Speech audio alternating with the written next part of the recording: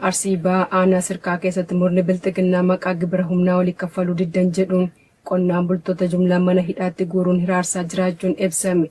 Bal'ina isaaf Jaan Irbuu Dhugaa. Godina Arsii Bahaa Aanaa Sirkaa ganda Eleellee Waalanaa jedhamurraa loltoonni bilxiginnaa amajjii 28 2026 namoota hedduu jumlaan ukkaamsuun aanichuma ganda Soolee Faraqasaa jedhamu keessatti hidhanii dararaa jiraachuu jiraattonni har'aata biyyoolessa Oromiyaaf ifoomsaniiru. Namootni kunneen kan hidhamaniif maqaa gibira humnaa olii itti bu'ee kaffaluu diddan jedhuun akka ta'e barameera. Namoota hidhamanii dararamaa jiran keessaa muraasni maqaan nugee Haawaa Hajii, Amaanaa Abdullaahi Haji Usmaan, Aadde Ruqiyaa Kaliiloo, Aadde Zaaruu Aliyyi Indee, Aadde Jamiilaa Turee Tukee, Aadde Makiyyaa Yaasinii fi Aadde Zeenabaa Sheek Mustafaa Bashiroo kanneen jedhamanidha. Akka jiraattonni jedhanitti namoonni kunneen kana dura gibira kaffalanii osoo yeroon isaan yeroo lammaffaaf kaffalanii geenye gaafachuu fi maallaqni isaan gaafatan qabeenya isaan qabanii ol taanaan kaffaluu waan dadhabaniif hidhanii dararaa jiru jedhu.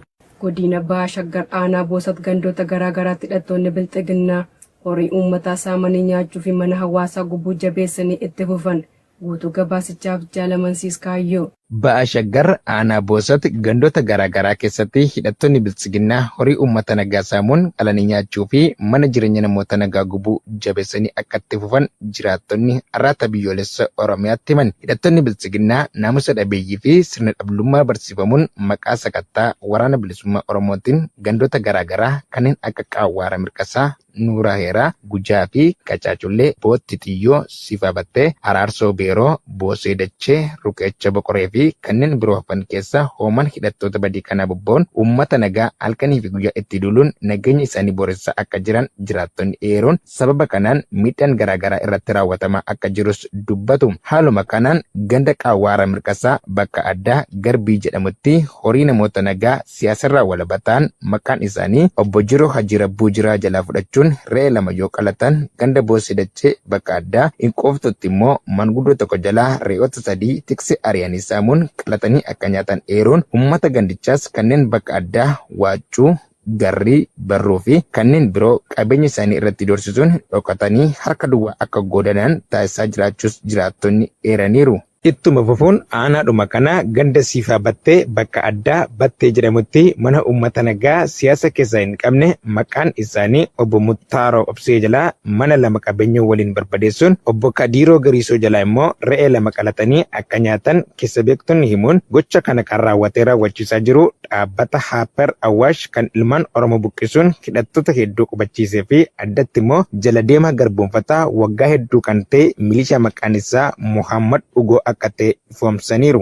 Godina Bahaa Harargee Aanaa Malkaa Bal'oo keessatti loltoonni bilxiginnaa dubartii tokko irratti yaalii gudeedaa raawwachuun himame. Dabalata isaaf Jaalfalmataa Lammii. Godina Bahaa Harargee Aanaa Malkaa Bal'oo Araddaa Bokkoo Jaalalaa keessatti gaafa amajjii 27 2026 sirna dhabdeeyyiin ergamtoota biltsiginnaa haadha maqaan ishee Aadde Faaxumaa Yaaqub jedhamtu halkan keessaa toora sa'a 5tti mana jireenyaa isheetti cabsanii seenuun gudeedanii deemuu maddeen har'aata biyyoolessa Oromiyaatti himaniiru. Akka maddeen himanitti haadhi kun fayyummaan ishee haala yaaddessaarra jiraachuu ifoomsuun akkuma aanichaa guutummaatti gochoota wal fakkaatoo akkasii irra deddeebiin loltoonni sirnichaa meeshaa maleeyyiin ilmaan Oromoo irratti ammeessuu itti fufanii jiru. Ergama qaama isaanii olii irraatti kennamu qofaa raawwachuuf kanneen bobbaafaman ergamtoonni biltsiginnaa hawaasa nagaa jiruu fi jireenya isaa gaggeeffatu maqaa garaagaraa itti maxxansuun reebuu, hidhuu, qabeenya saamuu fi yakka malee ajjeesuu hojii idilee isaanii godhachuun uummata nagaa jireenya isaa booressaa jiru. Kibba Oromiyaatti dargaggoonni jumlaan dirree leenjiitti guuramaa jiraachuu jiraattonni himan. Jaalaqaban Fayyeeraa waan qindeeffate qaba. Kibba Oromiyaa godinaalee garaagaraatti humni waraana faashistii biltsiginnaa dargaggoota Oromoo dirqamaan ukkaamsuu fi gara adda waraanaatti guuruu irratti bobba'ee jiraachuun jiraattonni har'aata biyyoolessa Oromiyaatti himan. Akka odeeffannoon jiraattota irraa argametti hidhaa, saamichaa fi ajjeechaa uummata Oromoo irratti raawwatamaa tureen alatti muddamaa waraana kaaba impaayera Itoophiyaa irraa dhalateen dargaggoon hedduun fedhii isaanii malee qabamanii halkaniin fe'amanii gara buufata waraanaatti geeffamaa jiru. Haala kanaan amajjii 31 2026 irraa kaasee godina Gujii Lixaa Aanaa Bulee Horaa gandoota Roobii Magaadaa, Kalaaltuu, Sawwaa, Kallachaa, Hachee, Distee fi Murtuu Xillisaa akkasumas aanaa Dugdaa Daawwaa, gandoota Cabbittii Magaadaa, Galeedee, Dogoo, Dhuqqisaa, Dooyyaa fi Maddeenoo keessatti dargaggoon hedduun humnaan ukkaanfamanii akka jiran herameera. Kana malees godina Booranaa aanaalee Dilloon, Meggaa, Luwayyee, Tallee keessatti dargaggoonni baay'inaan dirqamaan qabamanii halkaniin fe'amaa leenjii waraanaa lubbuu isaanii dhabanii barcuma Abiy Ahimad tiksanitti geeffamaa jiraachuun barameera. Akka jiraattonni dabaluun jedhanitti dargaggoonni ukkaanfaman kun hedduun isaanii warra hojii humnaa hojjechuun ofii fi maatii isaanii jiraachisuuf jecha iddoo dhaloota isaanii irraa gara aanaa fi godinaatti imalan ta'uun himameera. Pirezidaantii yeroo Venezuelaa Delcy Rodriguez ergamtuu Ameerikaa waliin wal argite. Jaalsabaaf waan gaarii dabalata qaba.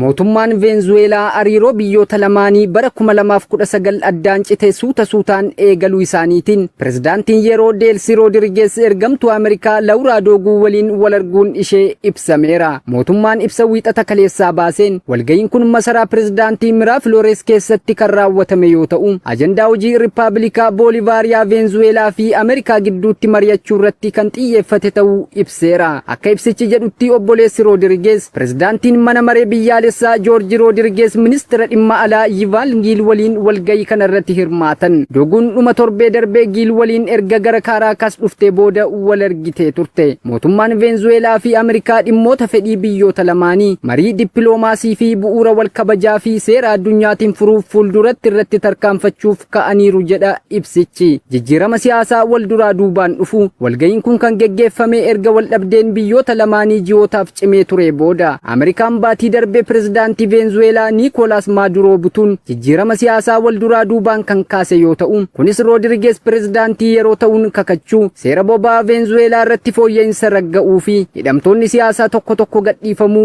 dabalata.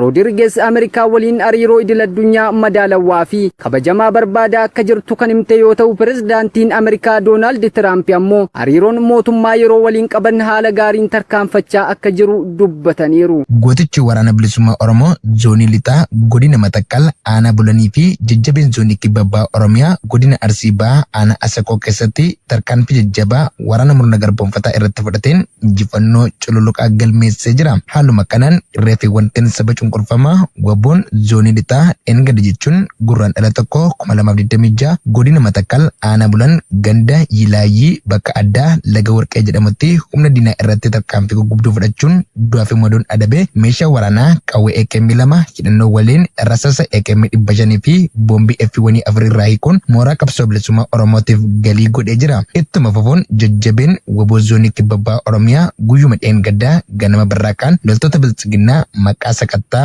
waraana bilisummaa Oromoon bobbaate haleeluun lamarraa ajjeesee 3 madeessuun kan irraa hafte ammoo baqachiisee qawwee AKM 1 hidhannoo wajjin irraa hiikuun mooraa qabsoo bilisummaa Oromoof galii godhee jira. Tarkaanfii waboon tiksitoota empaaraa irratti fudhatu hanga bilisummaatti jabaatee itti fufaa injifannoon uummata Oromoof.